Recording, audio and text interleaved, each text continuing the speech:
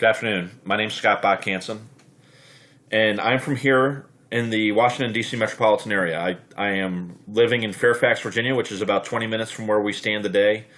And I want to tell you that I'm very excited about the opportunity to be able to speak and represent the fellow students here at WGU today.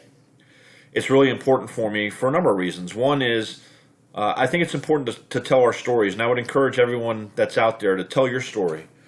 Make sure that those that know you know what you were able to accomplish. Make sure that your coworkers or whoever you interview with next knows what you were able to do to accomplish your goals, to overcome your obstacles, to be able to get to where you are today. It's really important. A few years ago, my student mentor, Karen Sparks, sent me a video.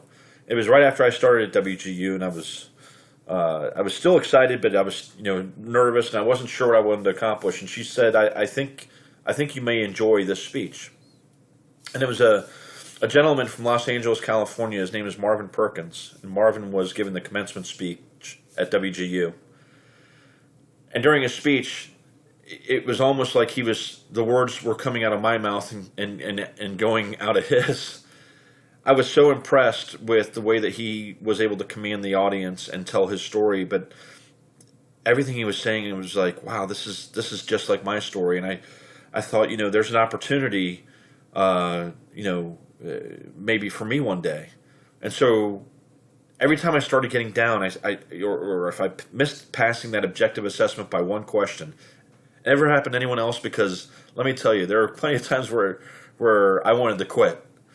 And there were some times where I would put back and listen to that speech again, and it made me remember that it's important to overcome obstacles. And they're going to be thrown at you throughout your life, and I think it's really important that you do go after your dreams. And so I made the decision at that point, if I can get to the finish line, if I can get to my goal and earn my degree, then I want to be able to speak at my graduation. And so here I am today. I come from a Danish family. My parents were immigrants from Denmark. I was the first one in my family born in America. I have two older sisters from my mom's side, and I have a brother and a sister from my dad's side. And I am actually the first one in my family to attend college. And while that was exciting, it was still there was still a lot of room for improvement. But I want to take you back to my parents. They were hardworking people. My dad was a butcher. He went to a trade school and got a certification to be a butcher. And we moved to the United States to chase the American dream. And my parents opened this butcher shop in Bethesda, Maryland. And for the first couple of years, things were going great. There was no issues, and we were doing all the things that my parents would hope we could do. We were going to buy a house. We were renting, but they were saving money, and things were looking up. And then one day, somebody came into my dad's butcher shop and said, "Have you heard that the supermarket down the street, the A&P store, is opening their own meat shop?" And my dad's head sunk, because he knew right then and there that meant that the competition that was coming around the corner was going to undercut all the profits that they could ever dream of. Within 6 months, my dad's shop had closed. He moved us down to Newberry, South Carolina, and when he moved down there, he became a restaurant manager. My mom drove a forklift for Georgia Pacific on the overnights, and we were just trying to find ways to make ends meet and figure out what to do next. Soon thereafter, we moved to Rome, Georgia, where we lived there for 2 years. My dad became a executive chef or cook for Shorter College, and he also helped at a local country club in the evenings, while my mom tended to me. In 1978, my parents decided, we need to move back home, because we're far away from family. There's nobody down here for us, and we can make it back home if we look at other things. So my parents decided to move back home, and we moved back to Bethesda, Maryland, where my dad decided to become a painter. And my dad really did well and excelled at learning a new craft, basically self-taught along with my uncle. My dad started painting houses and opened his own business, Danish Contractors, which he ran for over 25 years in this area. And it was really important for my dad to be able to make it on his own and be able to buy that house. And I remember when I was a teenager, and you don't really think about things when you're a teenager because you already have all the answers. But when I was a teenager, I remember waking up in the middle of the night to my parents' screams. My mom was screaming that the house was on fire, and I opened my eyes and my ceiling was on fire, and it was just my mom and my dad and my dog and I, and thankfully we had the dog because the smoke detectors didn't work.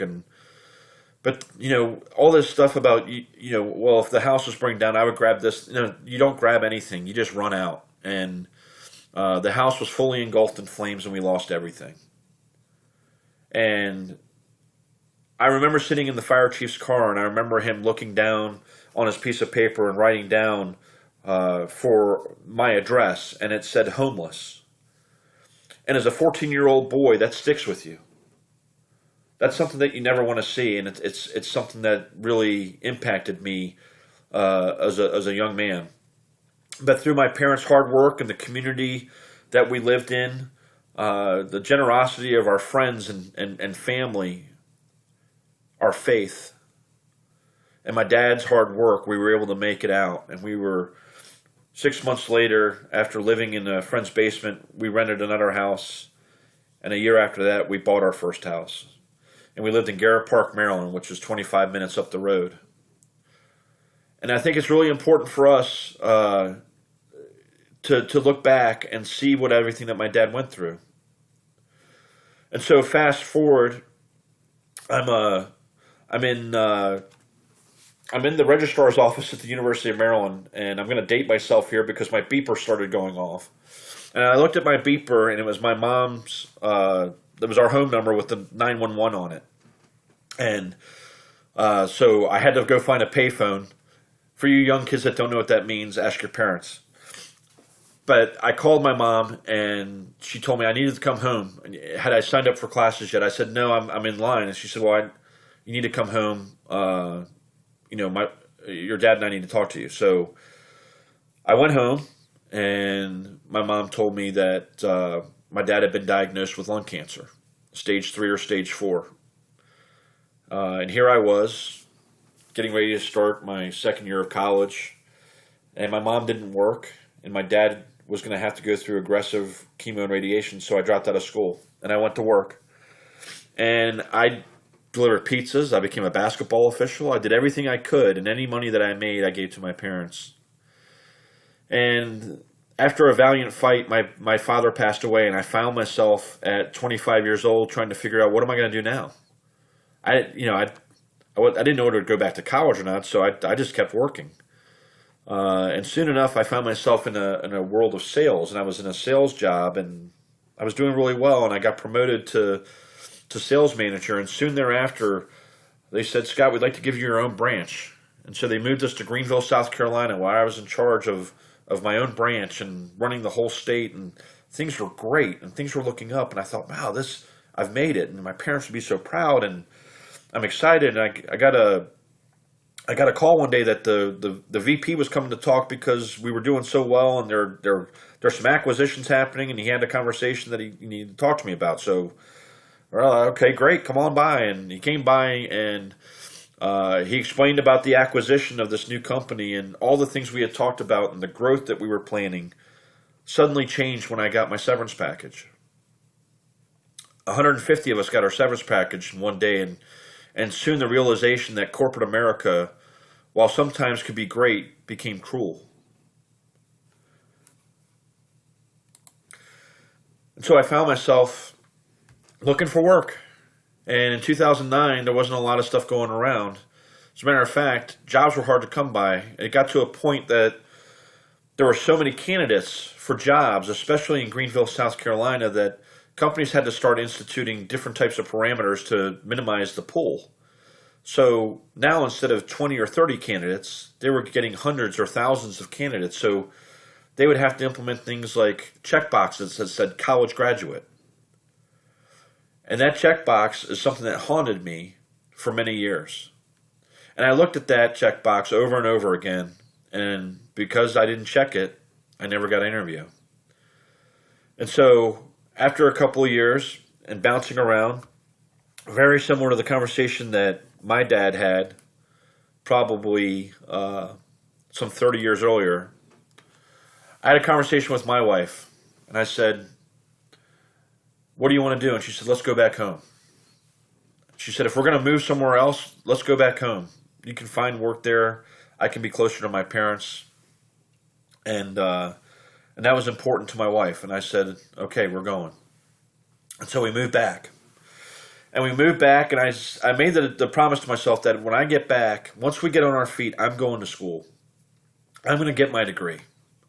I'm going to make sure that I can look my wife in the eyes. I can look at future employers in the eyes. And I can check that box. And that my parents will be proud of me. But more importantly, so will my kids. I've got 3 beautiful daughters that they look up to their parents. And similar to what my dad went through, I remember looking up to him as a child going, wow, my dad really worked hard to be able to get to where he is. And so I hope that my kids will be able to see that as well. And so today I stand before you and I'm able to check the box. And I'm able to look my kids in the eye and say, you know what, Daddy did it. And it was hard. And there were times that I wanted to quit. But again, there are obstacles that are going to happen in life. I hope that you'll consider being able to get up in front of people and be able to tell your story. Be able to speak it. Speak the truth. There are many opportunities for us out there to be able to share this and help other people. Don't sit on that dream. Share the hope with other people, and I hope that one day they'll be able to get up and be able to share their story as well. Thank you very much for allowing me the opportunity to share my story. God bless.